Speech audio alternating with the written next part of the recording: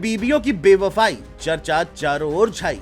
ये लाइनें इसलिए भी क्योंकि पिछले कुछ महीनों में कई पत्नियों ने अपने पतियों को मौत के घाट उतरवा दिया। चाहे वो देश का सबसे चर्चित राजा रघुवंशी मर्डर केस हो या नीले ड्रम मेरठ का सौरभ हत्याकांड हो या फिर बिजनौर का दीपक मर्डर केस, इन सभी वारदातों में कातिल का किरदार अब महिलाओं ने निभाया है। वो भी अपने पतियों के खिलाफ। प्रेम, लालच, धोखा और साजिश के जाल में फंसकर पत्नियों ने वो हदें पार कर दी हैं जिसके बारे में सोच करके भी रूह कांप जाती है। तो आइए आपको बताते हैं कि 7 दिल दहला देने वाली हत्याकांडों के बारे में जिसमें पत्नियों ने प्रेमियों के साथ मिलकर अपने सुहाग की हत्या कर दी। इंदौर, सोनम ने कराया पति राजा का मर्डर। मेरठ, सौरभ हत्याकांड। मेरठ, सांप का नाटक और हत्या। बिजनौर, रेलवे कर्मचारी की गला घोटकर हत्या। देवरिया, सऊदी से लौटे पति का कत्ल। बिजनौर, होली के दिन पति की हत्या। औरैया, प्रगति ने पति की कराई हत्या।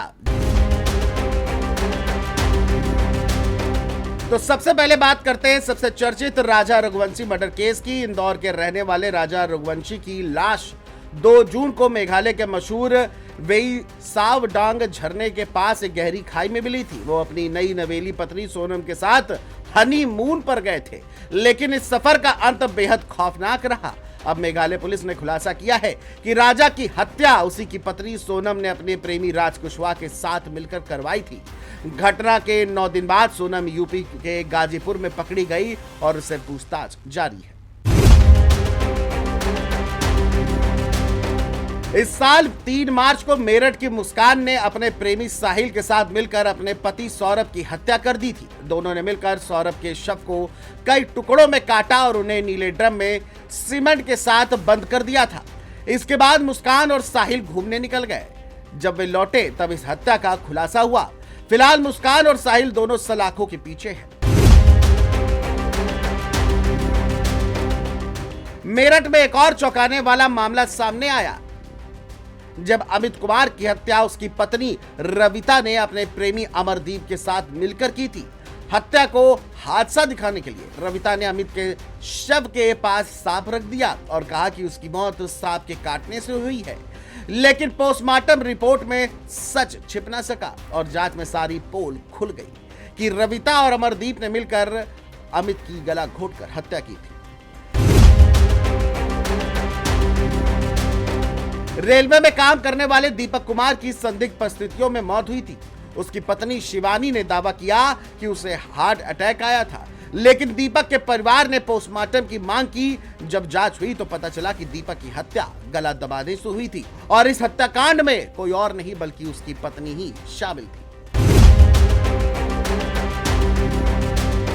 साल 2025 के अप्रैल के महीने में देवरिया में एक महिला ने अपने प्रेमी की मदद से अपने पति नौशाद की हत्या कर दी और शव को 2 टुकड़ों में काटकर ट्रॉली बैग में भरकर ठिकाने लगाने की कोशिश की।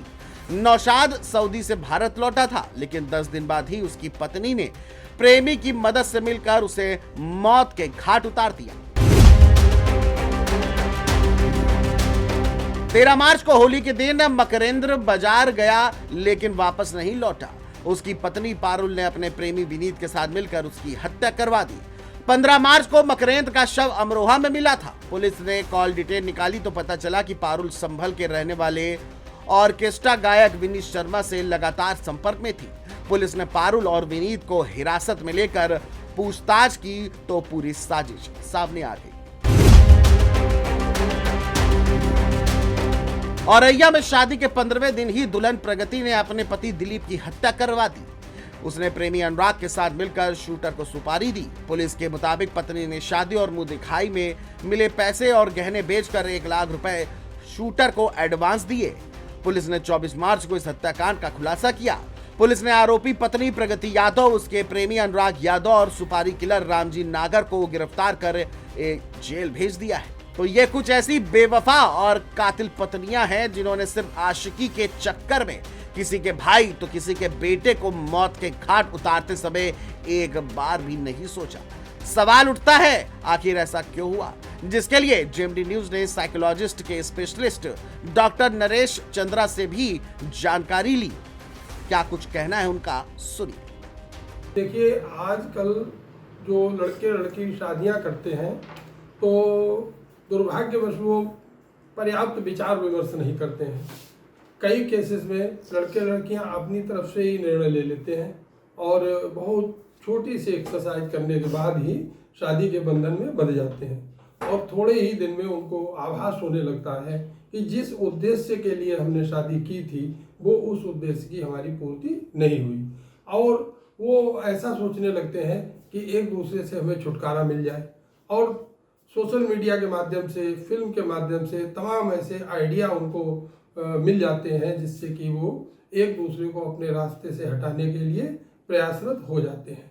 और यही शादी अगर बच्चे अपनी आपसी सहमति के साथ साथ अपने माँ बाप को भी इसमें शामिल करें और पर्याप्त विचार विमर्श करें, बैकग्राउंड जानने की कोशिश करें, ये देखें कि लड़के के जीवन का लक्ष्य क्या है, लड़की का क्या है, अगर उसमें एक समानता बने तभी एक दूसरे से रिश्ते में जुड़ना चाहिए, क्योंकि ये जिंदगी भर का संबंध होता है। और एक चीज़ ये भी है कि हमको परिणाम की चिंता नहीं होती है। आज के लड़के लड़की सोचते हैं जो आज है वही है, कल की चिंता नहीं करते और अगर हम कोई गलत काम करेंगे तो उसका परिणाम क्या होगा, क्योंकि वो ऐसे करके प्लानिंग बनाते हैं कि ये शायद हमारी पकड़ी नहीं जाएगी। वो अपने को सबसे बुद्धिमान समझते हैं, ये नहीं समझते हैं कि अगर हम कोई क्राइम करेंगे, गलती करेंगे तो जो सरकार में बैठे लोग हैं, हमारा पुलिस विभाग है, वो उनसे कहीं ज़्यादा अच्छी रिसर्च कर रहा है, अच्छा उनके पास माइंड है और वो उनकी इस बात को कहीं ना कहीं ट्रेस कर लेंगे और उनको इसका जो है ये दुष्परिणाम जो है उसको भुगतना ही पड़ेगा।